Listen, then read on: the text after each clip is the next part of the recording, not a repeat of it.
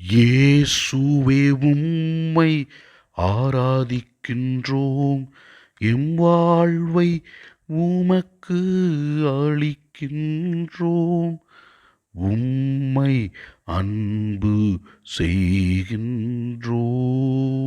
இயேசு ஆண்டவரே, உமது அருள் பிரசன்னத்தின் வழியாகவும் உமது வார்த்தையின் வழியாகவும் எங்களுக்கு தேவையான ஆசீர்வாதங்களை நாள்தோறும் கொடுக்கின்றேன்.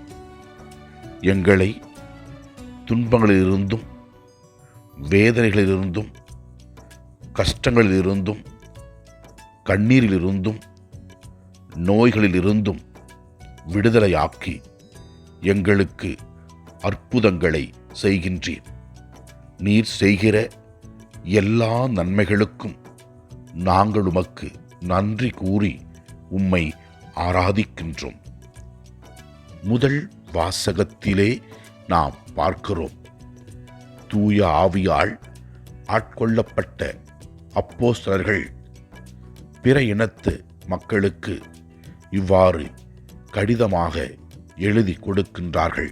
இன்றியமையாதவற்றை தவிர வேறு எந்த சுமையும் உங்கள் மேல் சுமத்தக்கூடாது என்று தீர்மானித்துள்ளோம் என்று கிறிஸ்துவை பின்பற்றிய மக்களுக்கு அப்போஸ்தலர்கள் எழுதி அனுப்பினார்கள். இயேசுவே ஆண்டவரே, உமது அருள் பிரசன்னத்தின் வழியாக வாழ்ந்த அப்போஸ்தலர்கள் உமது அன்பையும் ஆசீரையும் அற்புதத்தையும் கொடுத்தார்கள் மக்களுக்கு. நாங்களும் உம்மை நாடி வந்து அற்புதங்களை அனுபவிக்க அருள்தாரும். நற்செய்தி வாசகத்திலே நாம் இவ்வாறு வாசிக்கின்றோம், நான் உங்களிடம் அன்பு கொண்டிருப்பது போல நீங்களும் ஒருவர் மற்றவரிடம் அன்பு கொண்டிருக்க வேண்டும் என்பதே என் கட்டளை. தம் நண்பர்களுக்காக உயிரை கொடுப்பதை விட சிறந்த அன்பு யாரிடமும் இல்லை என்று இயேசு கிறிஸ்து கூறுகின்றார். இதோ தனது அன்பை வெளிப்படுத்த இயேசு தமது உயிரை தியாகம் செய்தார்.